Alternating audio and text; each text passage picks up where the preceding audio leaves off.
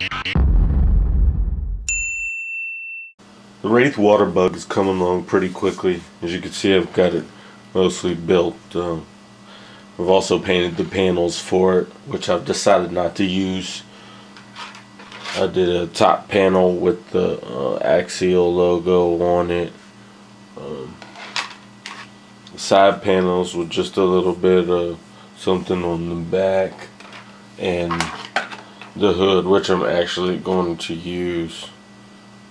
Real simple, nothing special.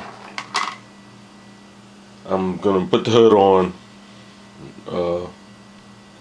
maybe the roof, but not much of anything else. But what I'm doing now is installing the electronics. I've already put the servo in with the aluminum servo horn. While I was building, I went ahead and put the HD steering linkage on. I used the STRC linkage that I use all the time. That servo is a Hitec 5646 WP. That's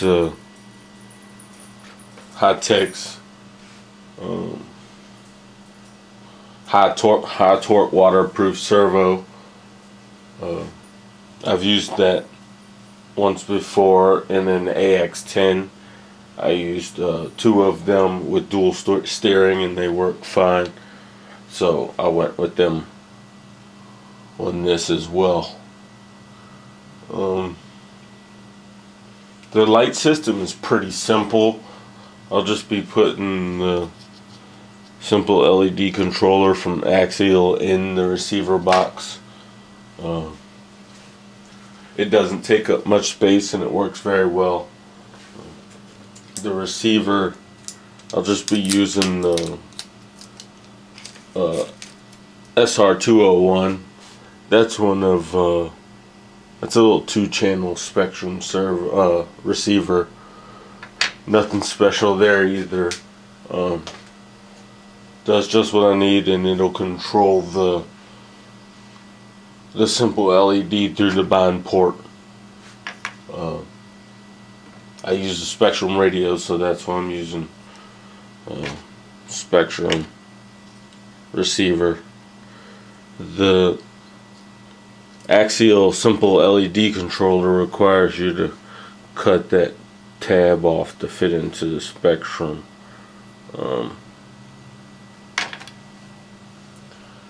The Spectrum receiver, but that's a standard issue thing if you use them. I haven't finished weighting the wheels. I used standard lead weights, no specific wheel weights. The backs I've already gotten done and screwed on.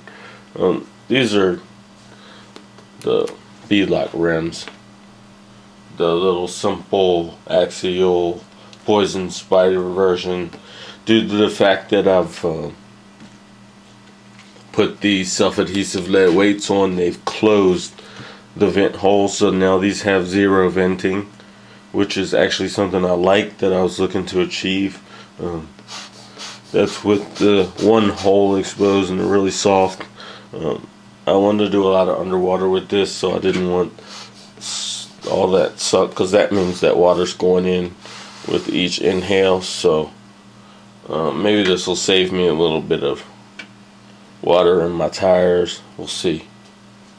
But back to the electronics. I just got my ESC in today, a little early, going with the Sidewinder 3.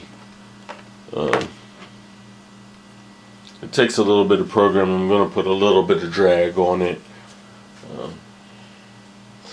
I actually open it up right now. I used the Sidewinder in the AX10 I spoke about earlier, and it works fine. They don't recommend that you use it underwater. I've used it underwater with no problems. May not be meant to be used underwater, but I'm willing to take the risk. that's something you have to be doing. They clearly tell you that it's not meant to be used submerged. I submerge it all the time. So, not much to it there. This is actually meant to be a brushless controller, but I just plug in each side, one on each side, and if it's going backwards, I reverse the polarity. Just realized I forgot to get Traxxas connectors, so I'm gonna have to get those and get them on there.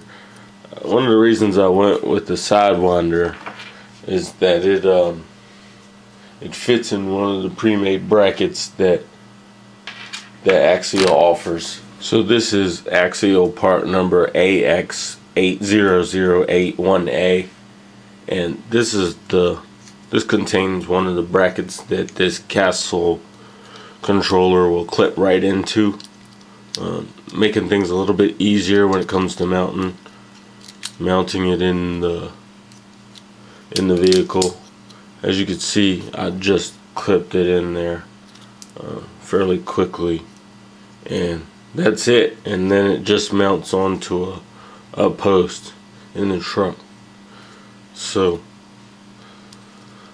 that's a perfect fit, and that's it. So I went with the Sidewinder 3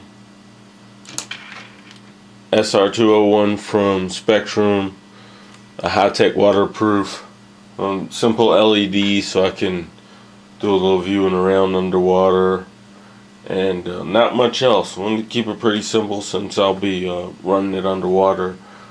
Simple to me on this build equals easier repairs because I already have all these parts in a multitude from the other Axial kits.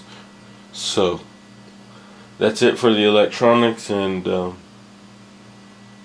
be putting it together, wrapping it up real soon.